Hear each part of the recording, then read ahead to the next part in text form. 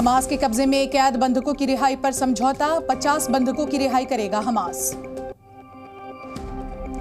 24 घंटे में बंधकों की रिहाई प्रक्रिया होगी शुरू, 30 बच्चे और 20 महिलाओं की होगी रिहाई।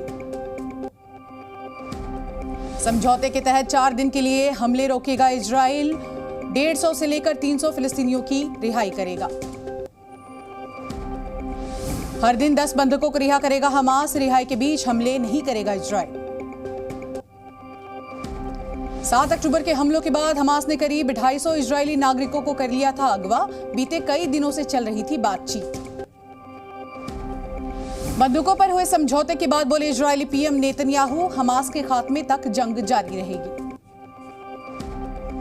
इजरायल हमास जंग पर कतर का बयान, गाजा में मानवीय आधार पर रुकेगी जंग। हमास ने इजरायल के फैसले का किया स्वागत, कहा समझौते से गाजा में फ्यूल और मानवीय सहायता में मदद मिलेगी। इजरायल हमास में समझौते के लिए बंधकों पर रेड क्रॉस का बड़ा बयान, कहा बंधकों की अदला बदली में मदद के लिए पूरी तरह से तैयार। रेड क्रॉस ने बंधकों की रिहाई पर कहा, हम समझौते की बातचीत का हिस्सा नहीं है, बंधकों की रिहाई आसान बनाने में हमारी भूमिका। इजरायल हमास में समझौते पर बोले अमेरिकी राष्ट्रपति जो बाइडेन, कहा बंधकों की रिहाई के लिए डील का स्वागत, बंधक जल्द परिवारों से मिल सकेंगे। इजरायल हमास समझौते पर अमेरिकी विदेश मंत्री एंटनी ब्लिंकन का बयान, युद्ध विराम के लिए इजरायल का जताया आभार, कतर और मिस्र का किया धन्यवाद। इजरायल के राष्ट्रपति इसहाक हर्जोग ने बंधक समझौते पर समर्थन के लिए व्यक्त किया अपना बयान, कहा बंधकों को रिहा करने का महत्वपूर्ण पहल। इजरायल के पीएम नेतन्याहू ने हथियार बनाने वाली कंपनी का किया दौरा, कंपनी के संचालन के बारे में ली पूरी जानकारी।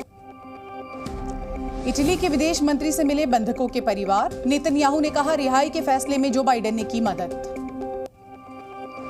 दक्षिणी अफ्रीकी संसद में इजरायल के खिलाफ प्रस्ताव हुआ पारित, अधिकतर सांसदों ने पक्ष में किया मतदान, इजरायली दूतावास को बंद करने के लिए लिया गया फैसला। हमास ने गाजा में विस्फोट का वीडियो जारी किया, इजरायली सैनिकों को बनाया अपना निशाना। सेंट्रल गाजा में हुए हमले में 20 फिलिस्तीनियों की मौत, मलबे में निकाले गए मृतकों के शव, कई शवों का किया गया अंतिम संस्कार। फिलिस्तीन की मदद करना जारी रखेगा यूरोपीय संघ, जांच में हमास तक वित्तीय मदद नहीं पहुंचाने की पुष्टि। गाजा के अल शिफा अस्पताल के डॉक्टर ने कहा डायलिसिस के मरीजों के लिए इलाज की सुविधा नहीं, इलाज नहीं मिलने पर मर जाएंगे मरीज। गाजा पट्टी में हमले के दौरान इजरायली सैनिकों की मौत, कुल 64 इजरायली सैनिक मारे जाने की खबर। इजरायली सेना ने अल शिफा अस्पताल के नीचे सुरंग की तस्वीर जारी की, 55 मीटर लंबी है सुरंग।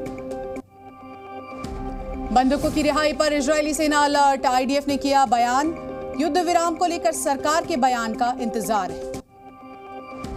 गाजा में आईडीएफ की जवाबी कार्रवाई हुई तेज, इजरायली सैनिकों ने जबालिया की घेराबंदी की, जिटौन में किए हमले। युद्ध के दौरान घायलों को उत्तरी गाजा से दक्षिणी गाजा अस्पताल में किया गया शिफ्ट, सैकड़ों मरीजों का इलाज जारी।